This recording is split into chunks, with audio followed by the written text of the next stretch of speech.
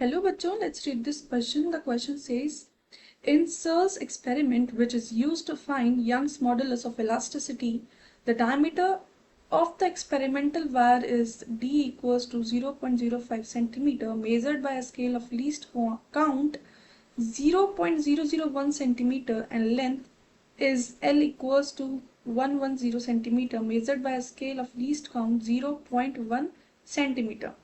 A weight of 50 Newton causes an extension of L equals to 0.125 centimeter, measured by a micrometer of least count 0.001 centimeter. Find the maximum possible error in the values of Young's modulus. Screw gauge and meter scale are free from error. Key concept.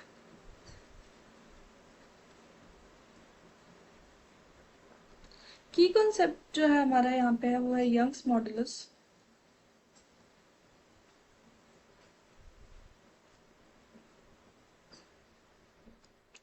जो Young's modulus of elasticity का formula होता है वो होता है हमारे Young's modulus को हम डिनोट करते हैं y से। Young's modulus equals to stress by strain.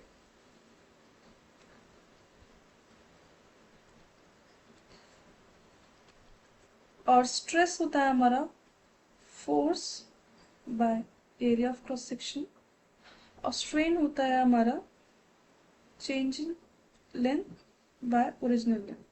और जो हमारा ओरिजिनल लेंथ है उसको हम कैपिटल एल से डिनोट कर रहे हैं और चेंज को स्मॉल एल से डिनोट कर रहे हैं। सो हमारा जो यंग्स मॉडुलस का फॉर्मूला होता है एफ एल बाय एल ए।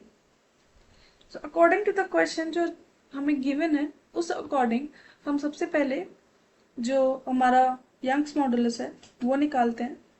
उसके बाद जो हमारा एरर होगा यंग्स मॉडुलस में वो निकालते हैं। तो सबसे पहले y निकालने के लिए हमारा फॉर्मूला है एफ एल बाय एल ए। यहाँ पे जो हमें डायमीटर के बारे में दिया हुआ है तो हम जो हमारा एरिया है वो इन टर्म्स ऑफ डायमीटर लिख लेते हैं। F L L pi D square by 4, ये हो गया हमारा एरिया। सो यहाँ पे हम यंग्स मॉडुलस निकालने के लिए जो ओरिजिनल यंग्स मॉडुलस होगा वो निकालने के लिए जो वैल्यूज हमें गिवन है क्वेश्चन में उस अकॉर्डिंग प्रोसीड करते हैं। सो y इक्वल्स टू जो हमारा फोर्स होगा वो होगा 50 इंटू क्वेश्चन में हमें जो चीज़ें गिवन है, हमें जो वेट दिया गया है वो 50 है, और जो हमारा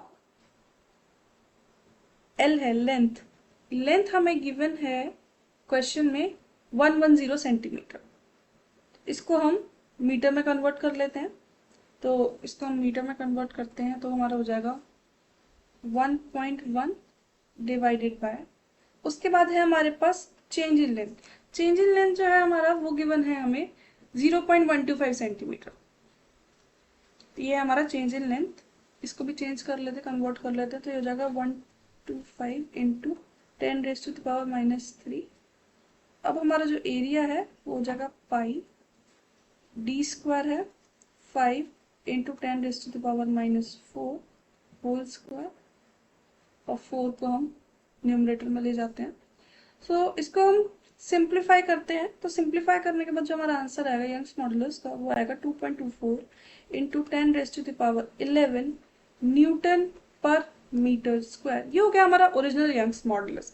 अब हमें जो चीज निकालना है वो निकालने के लिए हम करते हैं delta y by Y error हमें गिवन है। तो एरर हमारा हो जाएगा यहाँ से delta l by L plus del L by L plus जो हमारा d है पाई है, ये सब हमारे कॉन्स्टेंट्स है तो कॉन्स्टेंट्स के लिए तो एरर हम नहीं लिखेंगे। जो हमारा d है वो है डी स्क्वायर, तो 2 हमारा आगे आ जाएगा और बचेगा डेल d बाई डी। यहाँ पे हम वैल्यूज पुट करते हैं जो जो वैल्यूज हमें गिवन है क्वेश्चन में। तो डेल्टा y बाय वाई हो गया हमारा, डेल्टा l जो हमें गिवन है 0.1110, ये हो गया हमारा delta l by L. Delta small l by L होगा हमारा 0.001 0.125 प्लस 2 0.001, 0.05। ये सारी वैल्यूज जो हमें क्वेश्चन में गिवन है वो हमने पुट कर दी।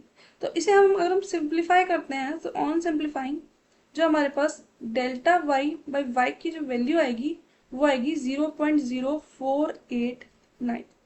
हमें डेल्टा वाई की वैल्यू चाहिए तो डेल्टा वाई हमारा हो जाएगा delta Y equals to 0.0489 into Y. Y की वैल्यू हम अभी निकाल चुके हैं तो हो जाएगा 0.0489 इंटू 2.24 इंटू 10⁻11। इसको हम सिंप्लीफाई करेंगे तो हमारे पास जो डेल्टा वाई की वैल्यू आएगी वो आएगी 1.09 into 10⁻10 Newton per meter square. So this is the final answer. Hope you understood it well. Best of luck.